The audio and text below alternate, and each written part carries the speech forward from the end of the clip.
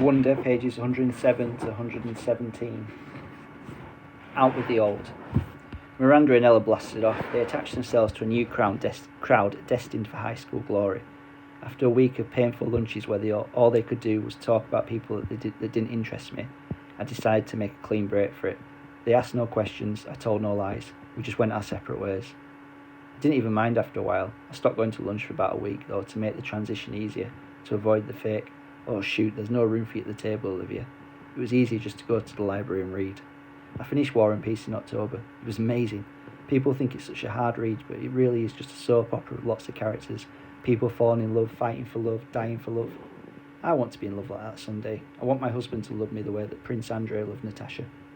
I ended up hanging out with a girl named Eleanor, who I'd known from my days at PS22, though we'd gone to different middle schools.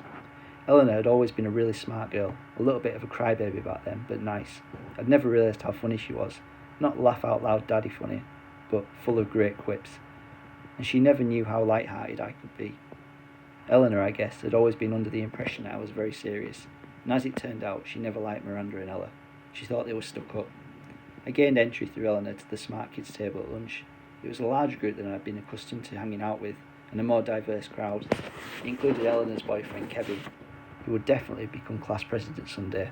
A few techie guys, girls like Eleanor, who were members of the yearbook committee and the debate club, and a quiet guy named Justin who had small round glasses and played the violin, and who I had an instant crush on.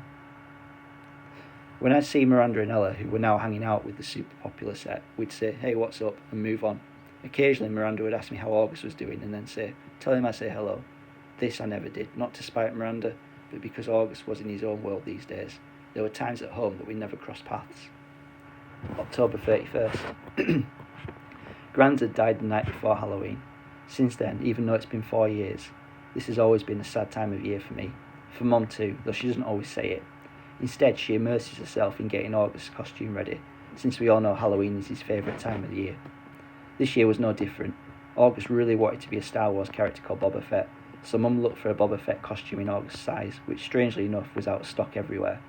She went to every online store, found a few on eBay that were going for an outrageous amount, and finally ended up buying a Jango Fett costume that she then converted into a Boba Fett costume by painting it green. I would say, in all, she must have spent 2 weeks working on the stupid costume. And no, I won't mention the fact that Mum has never made any of my costumes, because it really has no bearing on anything at all. The morning of Halloween I woke up thinking about Grans, which made me really sad and weepy. Dad kept telling me to hurry up and get dressed, which just stressed me out even more, and suddenly I started crying. I just wanted to stay home. So Dad took August to school that morning, and Mum said I could stay home, and the two of us cried together for a while. One thing I knew for sure, however much I missed Grans, Mum must have missed her more. All those times August was clinging to life after surgery, all those rushed trips to ER, Grans had always been there for Mum. It felt good to cry with Mum, for both of us. At some point Mum had the idea of watching The Ghost and Mrs. Muir together, which was one of our all-time favourite black and white movies. I agreed that was a great idea. I think I probably would have used this weeping session as an opportunity to tell Mum everything that was going on at school with Miranda and Ella, but just as we were sitting down in front of the DVD player, the phone rang. It was a nurse from August's school calling to tell Mum that August had a stomach ache and should be picked up. So much for the old movies and the mother-daughter bonding. Mum picked August up, and the moment he came home he went straight to the bathroom and threw up. Then he went to his bed and pulled the covers over his head. Mum took his temperature, brought in some hot tea and assumed that August's mum roll again. Via's mum, who had come out for a little while, was put away. I understood though. August was in bad shape. Neither one of us asked him why he had worn his bleeding screen costume to school instead of the Boba Fett costume Mum had made for him. If it annoyed Mum to see the costume she had worked on for 2 weeks tossed on the floor unused, she didn't show it. Trick or treat. August said he wasn't feeling well enough to go trick-or-treating later in the afternoon, which was sad for him because I know how much he loved to trick-or-treat, especially after it got dark outside. Even though I was well beyond the trick-or-treating stage myself, I usually threw on some mask or other to accompany him up and down the blocks, watched him knock on people's doors, giddy with excitement. I knew it was the one night a year when he could truly be like every other kid. No one knew he was different under the mask. To August that must have felt absolutely amazing. At 7 o'clock that night I knocked on his door. "Hey," I said. "Hey," he said back. He wasn't using his PlayStation or reading a comic book.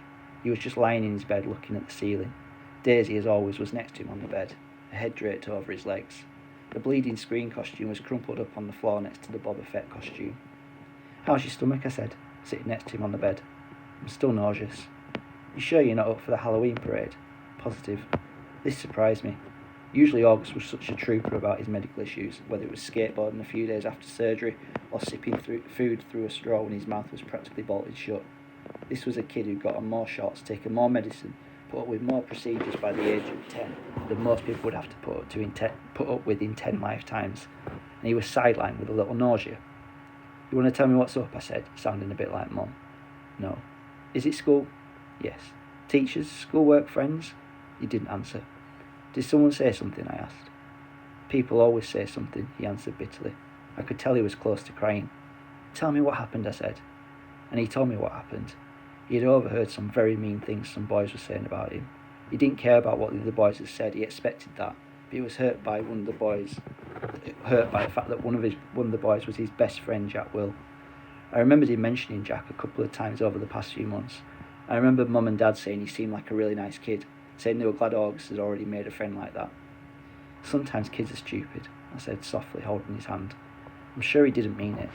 "Then why would he say it? He's been pretending to be my friend all along. Tushman probably bribed him with good grades or something. I bet he was like, 'Hey Jack, if you make friends with this freak, you won't have to take any tests this year.' You know that's not true, and don't call yourself a freak." "Whatever, I wish I'd gone to school in the first place. I wish I'd never gone to school in the first place." "But I thought you were liking it." "I hate it." He was angry all of a sudden, punching his pillow. "I hate it, I hate it, I hate it." He was shrieking at the top of his lungs. I didn't say anything. I didn't know what to say. He was hurt. He was mad. I let him have a few more minutes of his fury. Daisy started licking the tears off his face. "Come on, Augie," I said, patting his back gently. "Why don't you put on your Jango Fett costume in?" "It's a Boba Fett costume. Why does everyone mix that up?" "Boba Fett costume," I said, trying to stay calm. I put my arm around his shoulders. "Let's just go to the parade, okay? If I go to the parade, Mum will think I'm feeling better and make me go to school tomorrow." "Mum would never make you go to school," I answered. "Come on, Augie, let's just go. It'll be fun, I promise. And I'll let you have all my candy." He didn't argue. He got out of bed and slowly started pulling on his Boba Fett costume. I helped him adjust his straps and tighten the belt, and by the time he put his helmet on, I could tell he was feeling better. Time to think. August played up the stomachache the next day so he wouldn't have to go to school. I admit, I felt a little bad for Mum, who was genuinely concerned he had a stomach bug, but I promised August that I wouldn't tell her about the incident at school. By Sunday, he was still determined not to go back to school. "What are you planning on telling Mum and Dad?" I asked him when he told me this. They said I could quit whenever I wanted to, he said this while he was still focused on the comic book he was reading. "But you've never been the kind of kid who quits things," I said truthfully. "That's not like you." "I'm quitting." "You're going to have to tell Mum and Dad why," I pointed out, pulling the comic book out of his hand so he'd have to look up at me while we were talking. "Then Mum will call the school and everyone will know about it." "Will Jack get in trouble?" "I would think so." "Good." I have to admit, August was surprising me more and more. He pulled another comic book off his shelf and started leafing through it. "Augie," I said, "are you really going to let a couple of stupid kids keep you from going back to school? I know you've been enjoying it. Don't give them that power over you. Don't give them the satisfaction." "They have no idea I even heard them," he explained. "No, I know, but..." It's okay. I know what I'm doing. I've made up my mind." "But this is crazy, Augie," I said emphatically, pulling the new comic book away from him too. "You have to go back to school. Everyone hates school sometimes. I hate school sometimes. I hate my friends sometimes. That's just life, Augie. You want to be treated normally, right? This is normal. We all have to go to school sometimes, despite the fact that we've had bad days, okay?" "Do people go out of their way to avoid touching you, Via?" he answered, which left me momentarily without an answer. "Yeah, right, that's what I thought. So don't compare your bad days at school to mine, okay?" "Okay, that's fair," I said.